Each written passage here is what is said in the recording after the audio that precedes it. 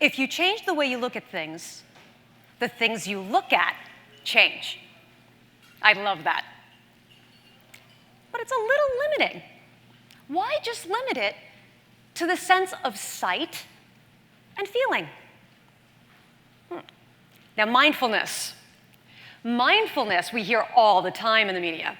If you Google the number of articles about mindfulness, guess how many you find? About 5 million. If you look up sense of sight, sense of hearing, or sense of touch, each has about 1 million to a few million apiece. But sense of smell and taste, your palate, combined is less than 40,000.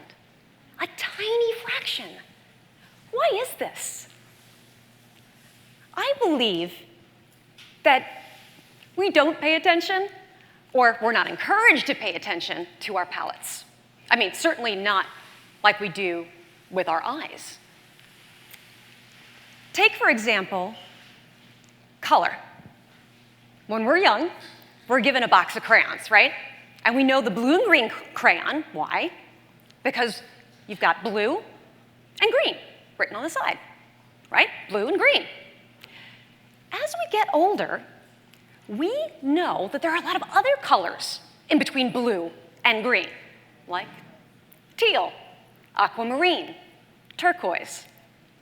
And artists, there is way too many colors for names. They just give them numbers after that.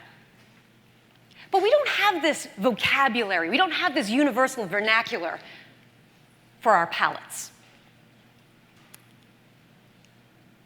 And what I'd like to show you today is how we can make our palates more powerful. Our palate, there's a hidden ability in there that, if tapped, can absolutely change your life. I should know. My first palate epiphany changed my life forever. Now, it was when I was working in investment banking. I was working for Citibank in London, and here we were at a business lunch. They served an herb-crusted salmon and a Sancerre. Now, a Sancerre is a white wine from the Loire Valley of France. I know this now. I didn't know it back then, right? So here we have this gorgeous white wine from the Loire Valley. And this food and wine pairing just blew me away. I was like Dorothy, going from the world of black and white to this wonderful, colorful world of Oz. And I knew I needed to know more. So what did I do? I quit my 6-figure salary, moved back to New York, and went to go work for a wine store in Greenwich Village. This was my passion. It's logical, right? My second palate epiphany happened when I brought home a $200 bottle of wine to share with my family. Pretty nice, right? I didn't tell them how much it cost. They would never have opened it. So when I brought this wonderful wine home, I left the room for a minute. And when I came back, there was my grandmother and my mother pouring 7-Up and the $200 bottle of wine into a pitcher, making, yes, a $200 wine spritzer. While this is horrifying, it was actually another revelation. You see, I'm an identical twin. My twin's actually sitting right up here, supporting me. And she wasn't experiencing the same thing I was at that time. And I thought to myself, well, sure, we have different tastes in men, but so does that mean everything doing with the palate, smell and taste, that's all subjective? Yes and no. Now, preference is subjective. Do I like it or not?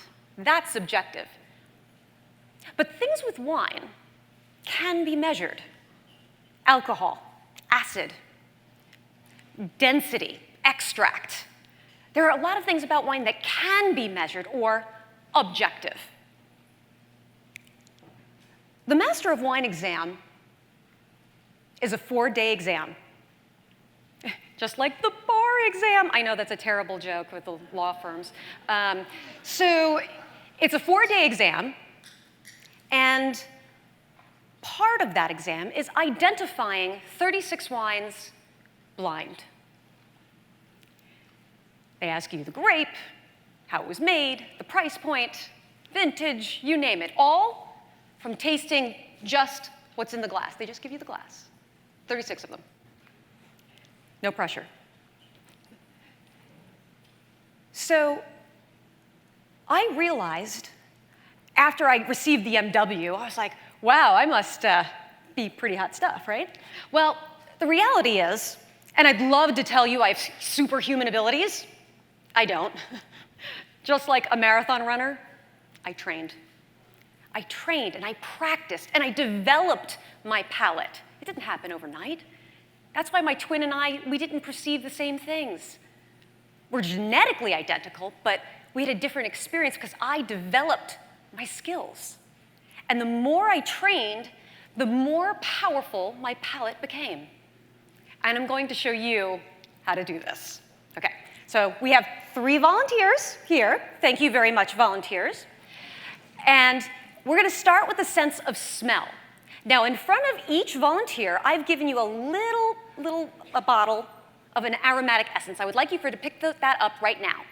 Shake it, open it, and I want you, don't spill it, but I want you to, don't taste it either, just smell it, and I want you to write on your little dry eraser boards, tell me, is it a fruit? Is it a flower, or a perfume like flower, or is it something else? You don't have to tell me what it is, you just have to tell me if it's a fruit, is it a flower, or something else.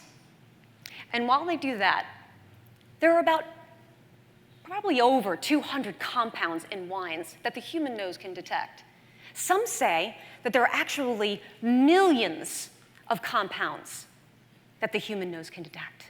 It's amazing, isn't it? Now, okay, they've answered it. Fantastic. Volunteer number 1, what was it? A fruit. Yes, I gave her a vial that contains strawberry. Fantastic. I love it. Wonderful, it works. Okay, volunteer number 2. Fruit. Yes, indeed. I gave her something that was raspberry. So, see, this is not that hard. And number 3, something else. Indeed, it was. It was licorice that I gave you. Yes. Yeah, it was something else. And did you actually write licorice? Oh, isn't she fabulous? Fantastic. See, do you guys, you're not masters of wine, right? No. See? You're not even studying wine, are you? No, I just grabbed them from the audience is really what happened. Do you like wine? Come up here. So that's fantastic. I love it. The next thing we're going to do is work with our palates. And if you ever notice when you have a cold, any of you who've ever had a cold, you say, I can't taste anything. This is a fallacy, actually, because there's nothing wrong with your taste buds. Your taste buds can only perceive 5 things: sweet, sour, salt, bitter, and umami. And in the wine industry, how we train our palates is through a component tasting. In wine, out of the 5 things we can detect with our tongue, we only have 3 in wine: sweet, sour, and bitter. Makes it easier, doesn't it? So we're doing a blind component tasting. I've given them these gorgeous Ravenscroft black glasses. These are right here. You have 2 glasses in front of you, volunteers. The one on the right is your control wine, which means nothing's been done to it. And the one on your left with a little sticker on it, I've done something to it. I've doctored it in a way. I've added either acidity, bitterness, or sweetness, which came in the form of tartaric acid for grapes, wine tannin, and good old-fashioned sugar. So, and as you get better with your sense of taste, you reduce the amounts and further along. So what I want you to do is taste the first glass, and then taste the second glass. You can compare and contrast side by side. And while they do this, and you're going to tell me on the board, is it acid, bitterness, or sweetness?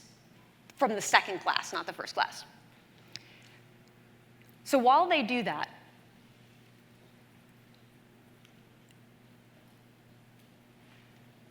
I'm like excited looking over what they're doing.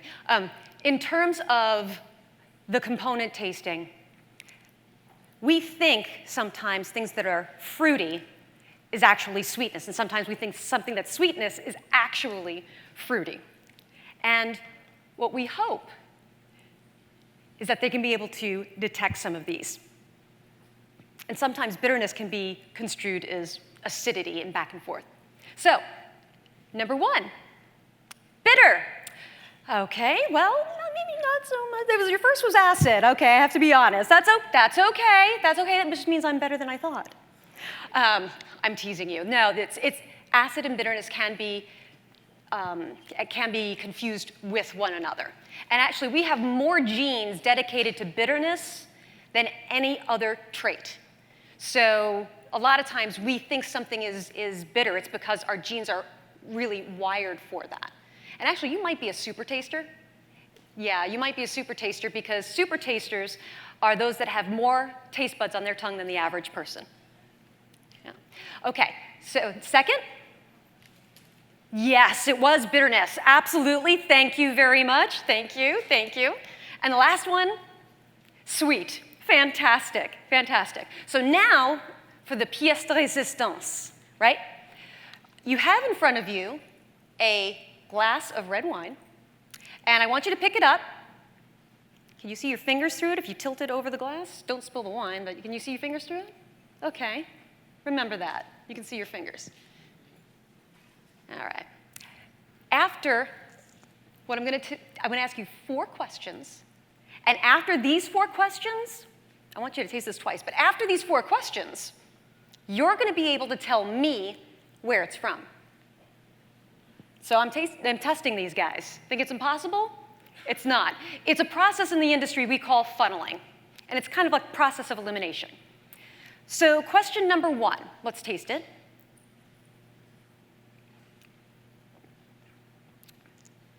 That was a practice one. You can always taste it again. Calibrate your palate, you know. We can say a lot of things about climate change and do a lot of debating on climate, but let's agree on one thing, right? Let's agree that as you get closer to the equator, it gets warmer. The further away you get from the equator, it gets cooler. Can we agree on that? Sure, right? So in warm climates, there's more sugar generated in the grapes, which means more alcohol and less acidity.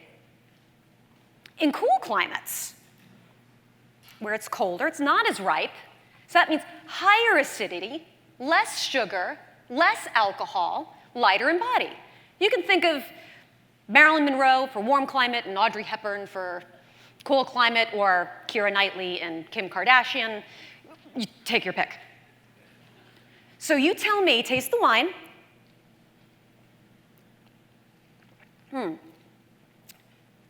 Is this a cool climate or a warm climate? Is it hot in alcohol, or is it a little lighter in body? Yeah, it's lighter in body. Excellent. They're right. It's cooler climate. So we now know one thing about it. It's from a cool climate. Second question. Is it old world, meaning Europe, or new world? How do we know? Those from the old world, you only really get something that's fruit up front. It really just tastes like one thing, and it's fruit. It's more overpowering than other flavors. I know New World producers out there are I'm going to get hate mail for that. But in terms of wines, the one you can tell by being from Europe, there's a restraint to it. It's holding back just a little bit. It's not as obvious. So you can taste other things in it. So go ahead, taste the wine again.